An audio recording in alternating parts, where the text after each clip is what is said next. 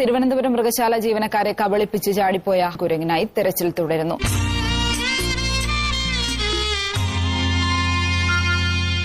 ചാഞ്ഞു നിൽക്കും കൊമ്പുകളിൽ തൂങ്ങി നിൽക്കും ചൊക്കൻ ചക്കച്ചൊള കട്ടെടുത്തിട്ടൊറ്റ ഓട്ടം ചൊക്കൻ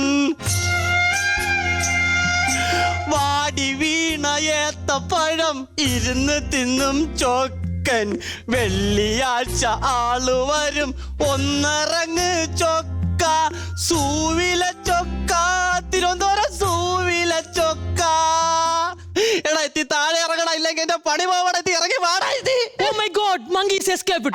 Oh, no, no, no. നല്ല കളി ഒരിക്കൽ. No. ഇത് ശരിയല്ല. ശരിയാ പറയുന്നുള്ളൂല്ലേ? No. No, no, no, no, no.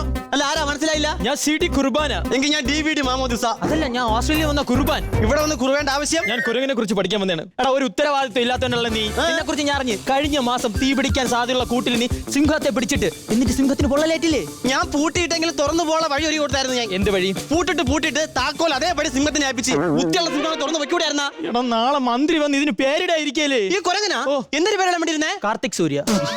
അപ്പൊ നാളെ ചാടി കയറിയായിരുന്നു കേട്ടാ. എന്റെ വേറെ കിടക്കി പേരുണ്ട്. ശ്രീജിത്ത് ബാലരാജ്.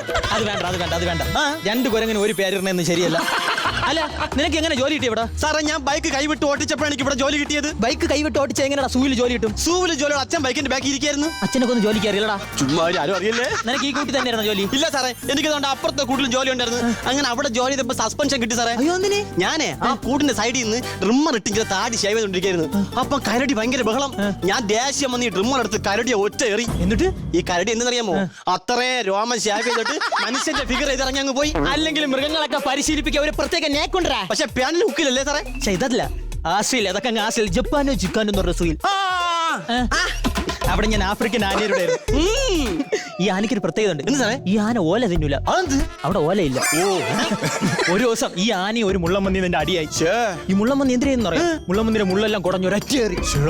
ഞാൻ നോക്കിയപ്പോ വലിയ റംബൂട്ടാൻ പഴം പഴുത്തിരിക്കുമ്പോൾ ആന നിൽക്കണം.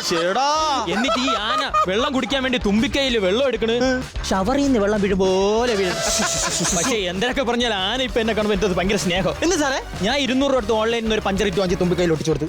സാറിന്റെ ബുദ്ധി ഭയങ്കര തന്നെ കേട്ടാ. കഴിഞ്ഞില്ല, പിറ്റേ ദിവസം ഈ ആന വേറൊരു ആനയും വിളിച്ചോണ്ട് പറഞ്ഞു. എന്തിനി? ആ ആനയുടെ കാല് കയറിപ്പോയെന്ന് പറഞ്ഞു. സാറെന്ത് ചെയ്ത്? ഞാൻ അപ്പോഴേ പറഞ്ഞു ഇത് ഒട്ടിപ്പി നിൽക്കില്ല, പുതിയ കാല് വാങ്ങിച്ചിടണോന്ന്. ആസ്ട്രേലിയ ഏതോ പഞ്ചറയുടെ നിന്നിട്ട് ഇവിടെ വന്ന് ഗവേഷണം. ഞാൻ പഞ്ചറയുടെ നിന്നാലും ഗവേഷണം കാണിക്കാം. You know one thing? അത് വാന്തോന്ന് അള്ളിക്കടി തരും. അതല്ല, നിനക്കൊരു കാര്യം അറിയാമോ? ആസ്ട്രേലിയയിൽ ഇതുപോലെ ഒരു കുരങ്ങ് ഉണ്ടായിരുന്നു. he killed so many people. സോമനം പിള്ളേരെ കൊന്നാ? അതല്ല, ഒരുപാട് ആൾക്കാരെ കൊന്നെന്ന്.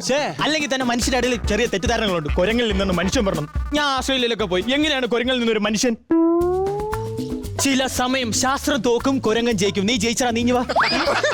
ഈ കുരങ്ങിന് ഇറക്കാൻ ഒരു ഐഡിയ ഉള്ളു. ആസ്ട്രേലിയ ഒരു ഐഡിയ ഉണ്ട്, അത് ഞാൻ ഇറക്കാം. എങ്ങനെ സാറേ? നീ കുറെ കമ്പി എടുത്തിട്ടാ ഞാൻ എറിഞ്ഞിടാം. ഇന്ന് എന്റെ എറി കൊണ്ട് നീ ചോര തിപ്പോടാ. പെട്ടെന്നോ പെട്ടെന്നോ.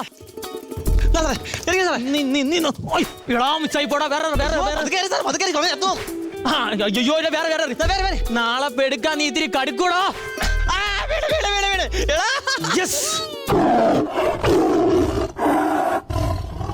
അന്തരാ ഒരു സൗണ്ട്. നീ കമ്പിയൊക്കെ എവിടെ നിർത്തോണ്ടോന്നാ? ആ കടുവ കിടന്ന കൂട്ടി വലിച്ചൂരിയത്. കടുവ ഇപ്പം വരും. കടുവ നമ്മൾ എന്ത് ചെയ്യും? ആസ്ട്രേലിയയിൽ വേറൊരു ഐഡിയ ഉണ്ട്. എന്തിനാണ്? കടുവ എവിടെ പറഞ്ഞത്? അവിടെ. അപ്പൊ നമ്മൾ അങ്ങോട്ട് നോക്കി നിൽക്കണം. അങ്ങോട്ട് നോക്കിക്കണം. എന്നിട്ട് അതിന് കുറച്ച് മാംസം ഇട്ടിട്ട്. എവിടെ മാംസം? കാക്കിയിട്ട് മാംസം നിൽക്കല്ലേ. പോ.